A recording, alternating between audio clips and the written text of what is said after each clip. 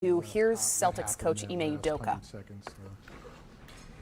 Offensive rebounds, really. I mean, the story of the game, they have 17 for 20 second chance points, and a large majority of those came in the second half. They only had 6 in the first half, so we were doing a good job as far as that. And to give up 14, and especially on those specific plays where they got kick-out threes. Some were long rebounds, so we're a little bit tougher, but we got to find bodies, obviously, on those, and then the free throw one stands out. And what were you trying to do on that final play when Marcus was blocked by Holiday? A weak side action for Al and JB, and then bring a specific matchup into it to get the matchup we wanted downhill for JT. Got a little stagnant on the weak side. They didn't pass, and clock was running down with no timeout, so Marcus had to go get it and try to make a play.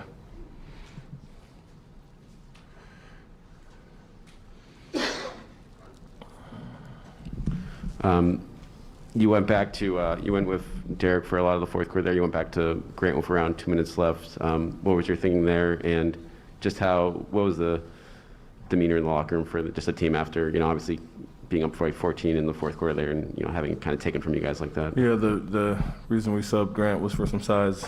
We were getting hurt on the boards, obviously, and it didn't really matter there, but we wanted to have some defensive size and get some rebounds and have another defender for Antetokounmpo. So we brought him in kind of situational with him and Derek, offense, defense.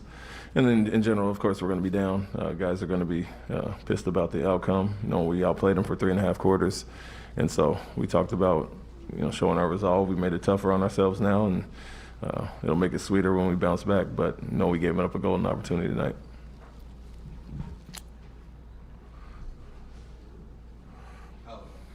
How do you make sure that something like this doesn't bleed into a game 6 when it happens the way it does at the end? Yeah, you have to look at the positives and what we did well, which was defend at a high level in the first half. 2 30-point quarters in the second half is obviously not to our standard, and so you look at all the actions and what happened there, especially them getting out in transition. Had some turnovers with only 2 in the first half, and he scored on a good amount on those in the second half, and so look at the positives, how we built the lead, and some of the things we did not do in the end, especially the offensive rebounds, hustle plays, and credit to them to hit 2 big threes. I'm sure nothing can compare to the Spurs loss in the finals, but you were there as an assistant on that team. Is there anything you take away from that about trying to respond from a loss that's kind of as crushing as this one? Yeah, you still have an opportunity. It's not a series-ending makeup for it, and like I said, we played extremely well for 3.5 quarters. Got a little stagnant, missed some shots in the fourth, but also didn't love our defense in those last quarters. But look at the positives that we did to get that 14-point lead. We had a 13 in the first half, and how we can build on that. But we have a golden opportunity, and that's the story here. And it's going to be tougher now. Got to go get 2 in a row, but what we've done throughout this series and throughout the season is bounce back when we've been tested, and even in this series, it's an opportunity tonight. But have to go to Milwaukee, take it 1 game at a time, and try to bring it back here. Ime, just kind of along those lines, how stunning was it for you to come into that locker room after what happened? It was so quick down the stretch there, and what kind of lessons do you learn as a group here as you get ready for now a game 6 in Milwaukee?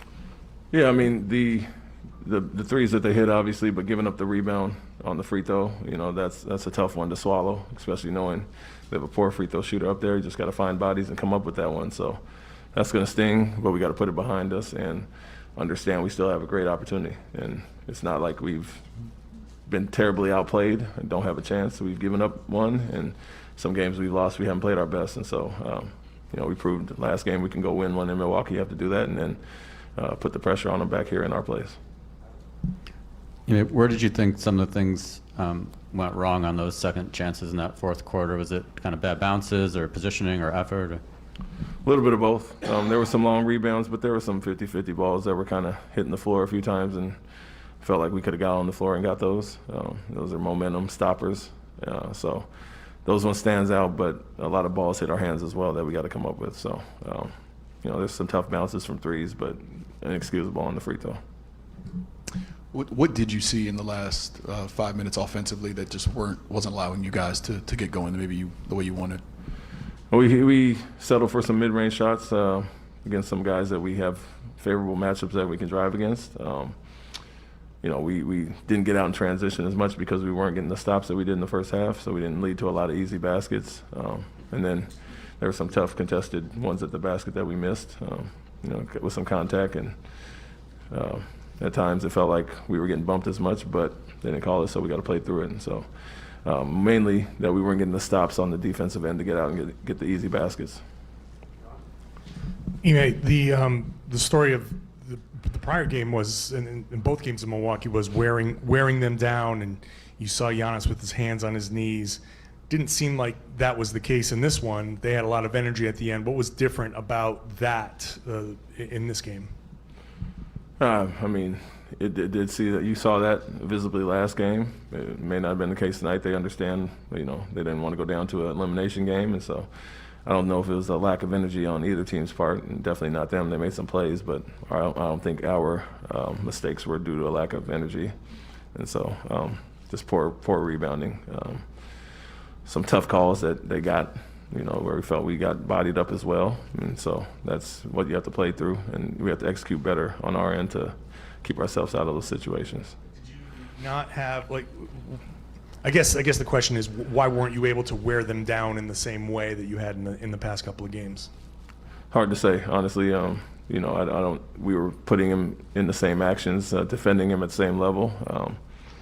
You know, he shot a better percentage tonight. I guess 16 for 27 as opposed to 30 last game, but just felt like we didn't make those kind of game-clinching plays when we had the chance to kind of put our foot on the gas and pull away a little bit. We always gave them hope with the rebounds. The easy baskets kept them in it, and so anytime you got life, you get a little more energy to stay in the game instead of getting kind of depleted energy-wise and putting your head down. So we kept them in it at times, and due to those offensive rebounds, credit them that they came up with those plays.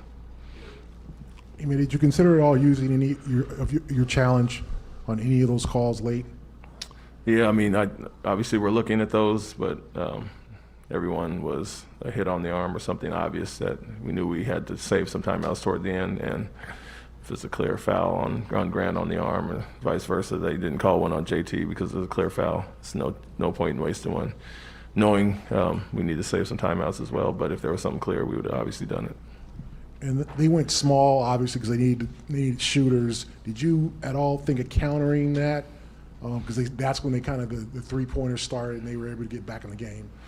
Yeah, I mean, we like to go with both, smaller, big, and we're comfortable doing both. But you know, I felt Derek was playing better than Grant tonight. And to your point, some of the isolations we still had our matchups on Antetokounmpo, and we like our smaller guys to scramble a little bit more. So as far as that, I just think it was a situational where Derek was playing better, and if Grant was, we'd obviously feel comfortable going with that lineup against a small lineup.